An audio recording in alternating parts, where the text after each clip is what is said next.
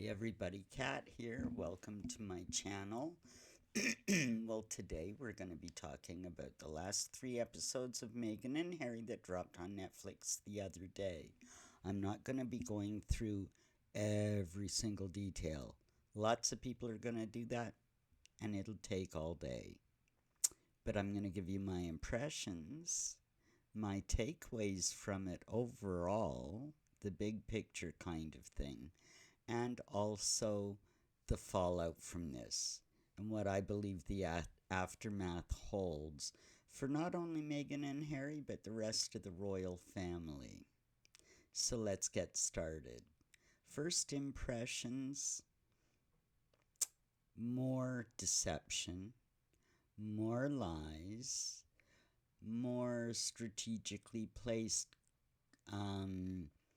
clips of magazine covers and articles, most of which had absolutely nothing to do with them, but fit the narrative. Same as we've seen all along. A lot of photoshopping, a lot of contrived pictures, lots of pictures and videos of the kids, although hasn't changed my mind. I don't think there are kids. Those pictures are photoshopped. Those videos don't show much. From one to the next, the kids don't even look the same. If they really do have children, we haven't seen the real children. More deception. That's all I can say. More deception. I've seen other videos, other people talking about the pictures and breaking them down and how they're photoshopped, and lots of detail on that. I'm not getting into all of that, but take my word for it. We haven't seen the kids. If there are kids, which I still don't think. I still don't think there are. So that's one thing. Lots of cutting down the palace. Lots of cutting down the family, the press, the public. And yeah, even the Queen. You betcha. Let's start with one of the biggest lies and deception takeaway from this that I found. There's pictures of them in their cottage on the grounds of Kensington Palace. Who's taking those pictures? These are just off the cuff, natural, candid photos. Who, there just happened to be a cameraman in the room. Who knew? And more about the cottage. Apparently, in one part, they invite Oprah to the cottage at Kensington Palace. Well, here we go. Remember in the interview with Oprah? Oh, we didn't plan on any of this. We had to get out, and I had to find a way to feed my family, Harry says. Bullshit. What was Oprah doing in the cottage at Kensington Palace before the wedding if they hadn't already set things up? But anyway, so Oprah comes to the cottage for tea and looks around and says, "Oh my God, nobody would believe you're living like this if I told them. What a cut. You're living in this shitty little, you're a prince and princess, and this is what the royal family thinks of you. You're living in a shabby little cottage." Well, come on now. Harry had that residence as a single man. It's a 3-bedroom cottage on a palace estate. He had his own office, he had his own servants, he had his own drivers, didn't pay a cent in rent. Food, kitchens at Kensington Palace, man, unless he wanted to order out.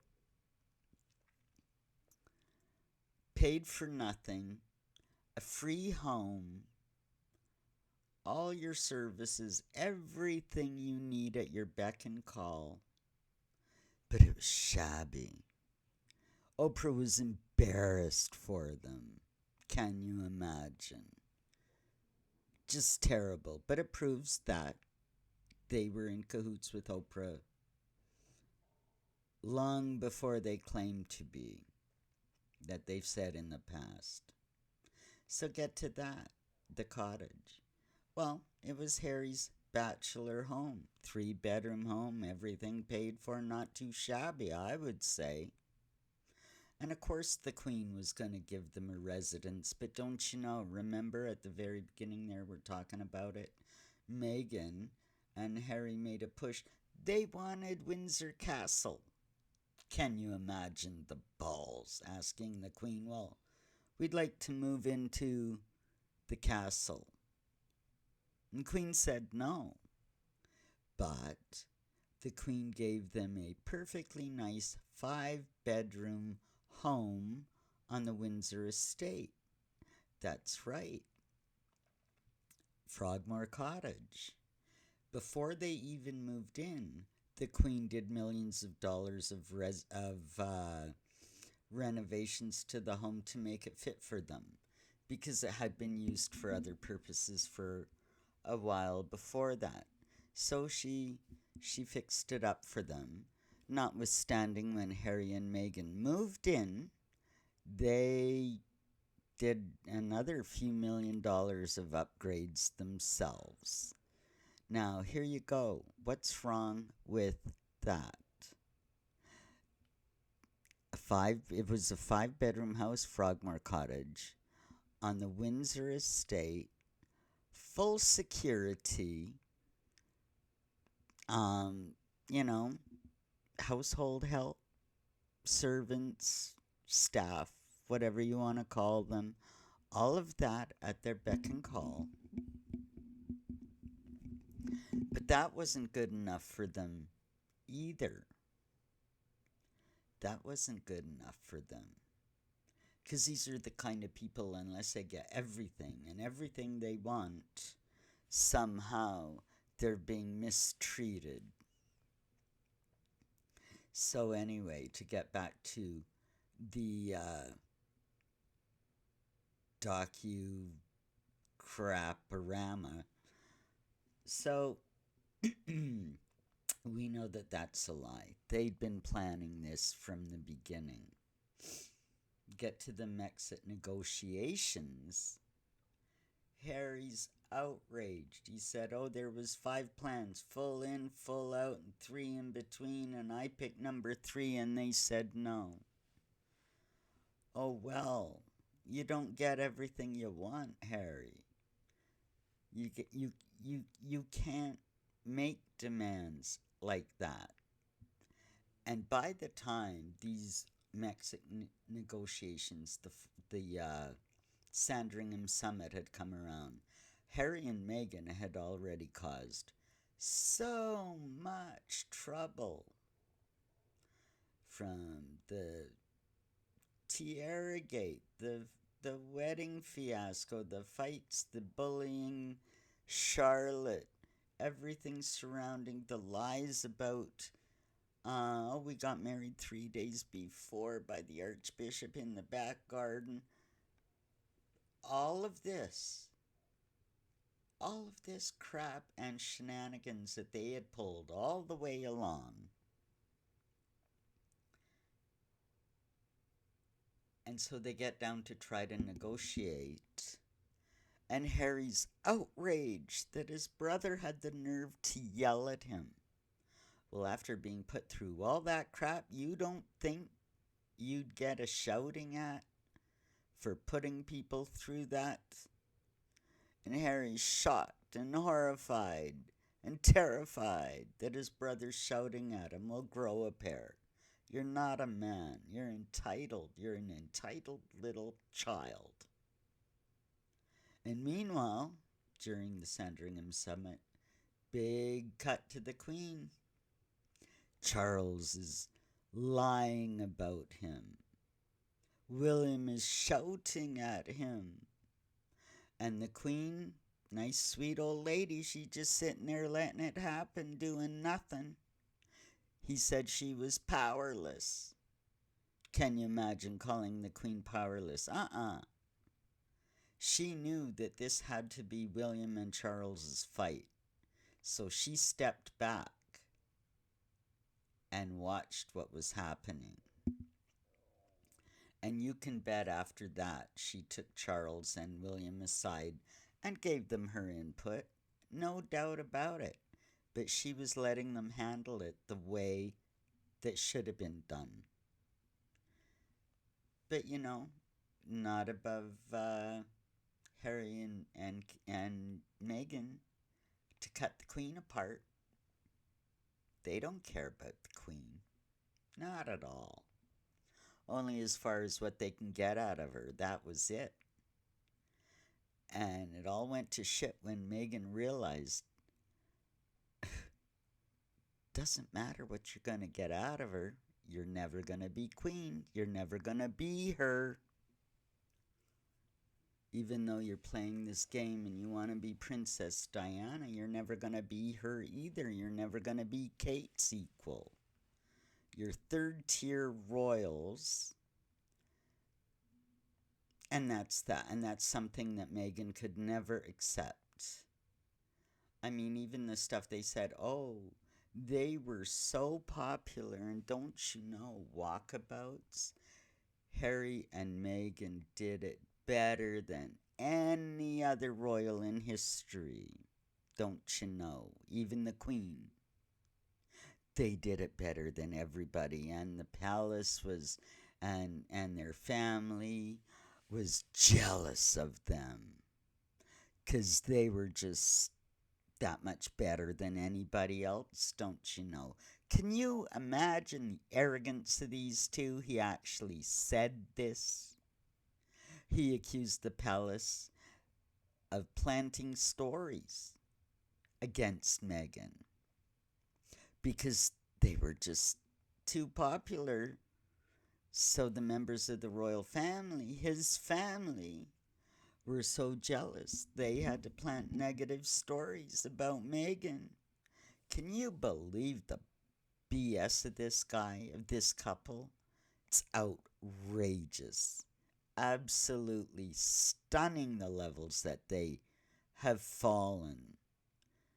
It's unbelievable. Oh yeah. Oh yeah.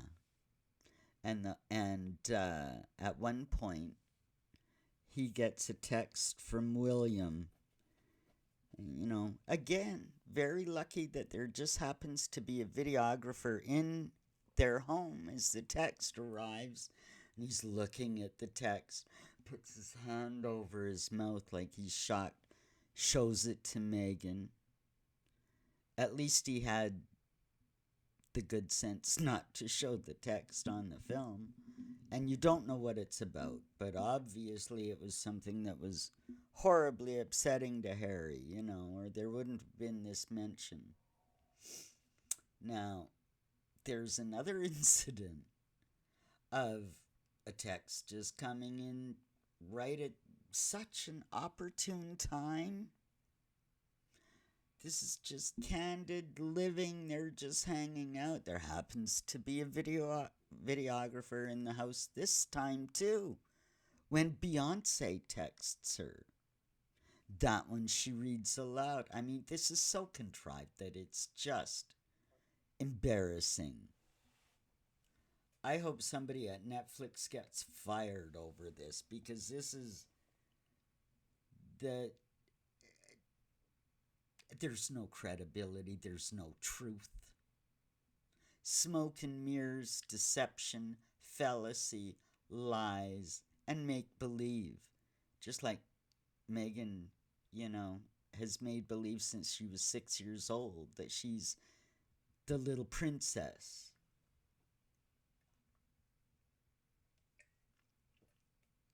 I mean, these two people are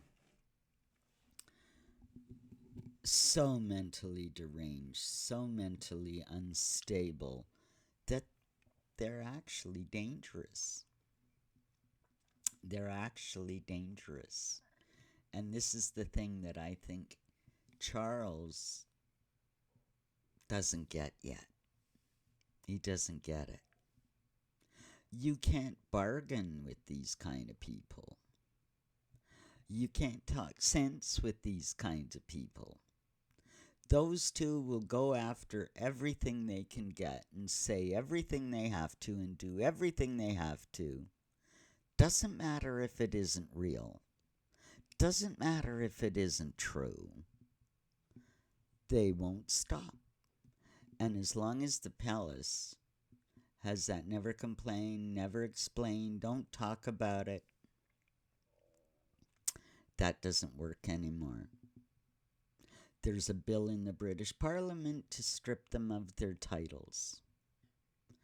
It's got huge public support in the Commonwealth, as well as in Britain, by the public, and by governments.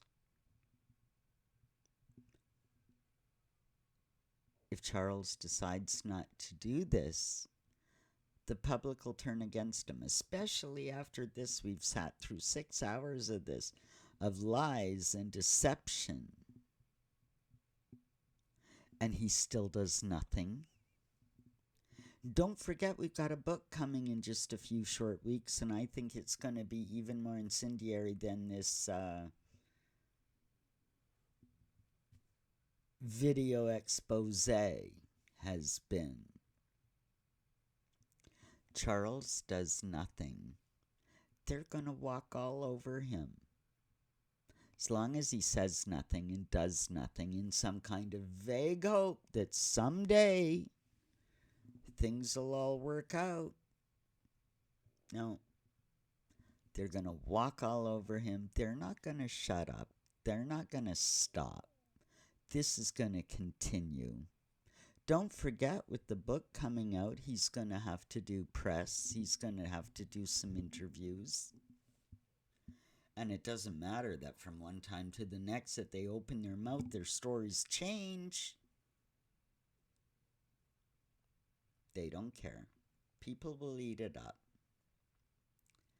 What they're counting on, they know there's a lot of us that know what's really going on. They're hoping to pull in a lot of sort of low-brain lefties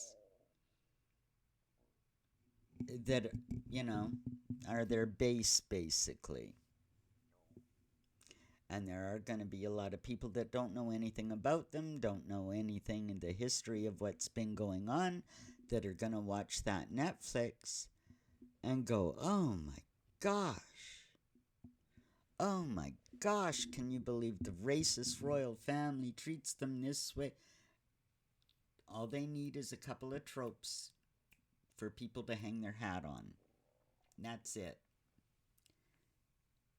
Because when you live in an Instagram world and people have, 3-minute attention spans, they're not going to research this stuff like we do. They're not going to look into things. They don't know what's really going on. So they get the little quick impression of it. And because it's, a documentary, they're going to think it's true. Which is a shame. But, so Charles has this, I suppose it's, it's a dilemma. You don't want to have to cut your son off physically, mentally, spiritually, financially, throw him out of the family, strip him of his titles, humiliate him even more than he's humiliating himself. I'm sure Charles doesn't want to do it, but you know what? These two have caused such a problem, not only for Charles, but for the monarchy as a whole, for society as a whole. It's damaging in the Commonwealth, where there are a lot of countries that have primarily ethnic people in them that are going to look at this and because they're not perhaps as closely associated with the royal family as, say, a Brit would be, they're removed a bit.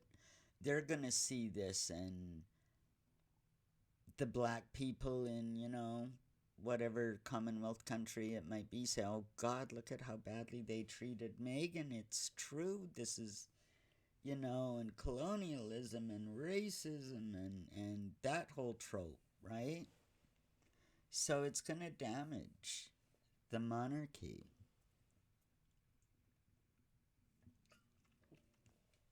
Meghan and Harry are like a cancer that keeps growing. And it doesn't stop till you cut it out. And Charles, William, the palace, they gotta come out. They gotta come out fighting. They gotta come out refuting this crap. They've gotta take action. They've gotta make statements.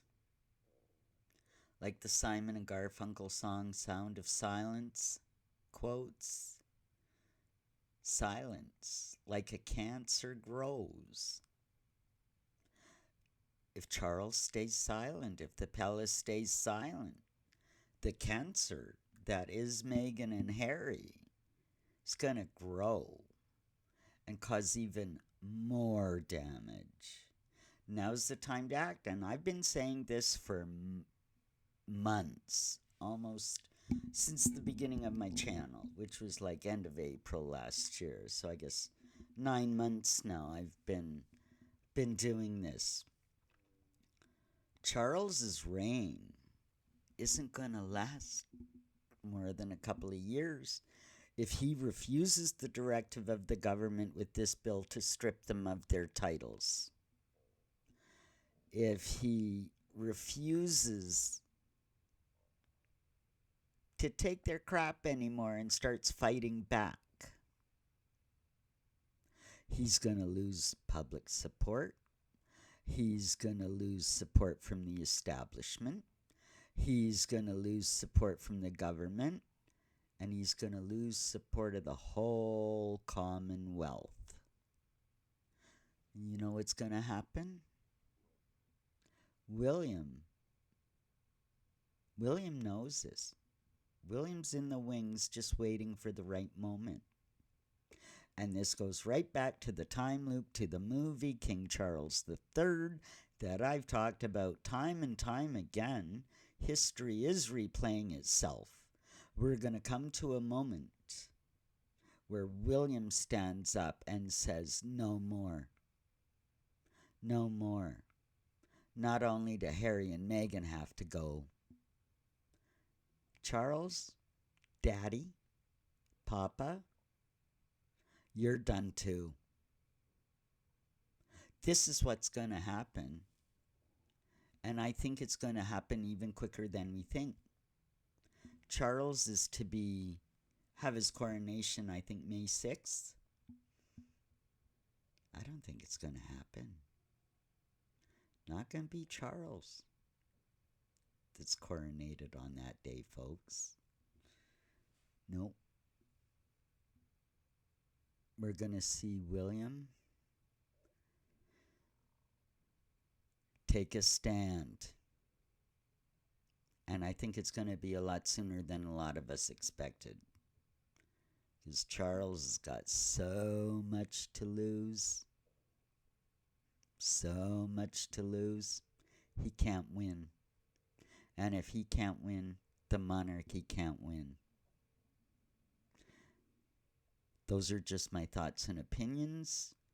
That's what I think is going to happen. It's going to be an interesting next few months. We'll have to wait and see if I'm right. Well, have a good day, everybody. Like, subscribe, share this, and leave me a comment. I'd love to know what you think. Bye for now.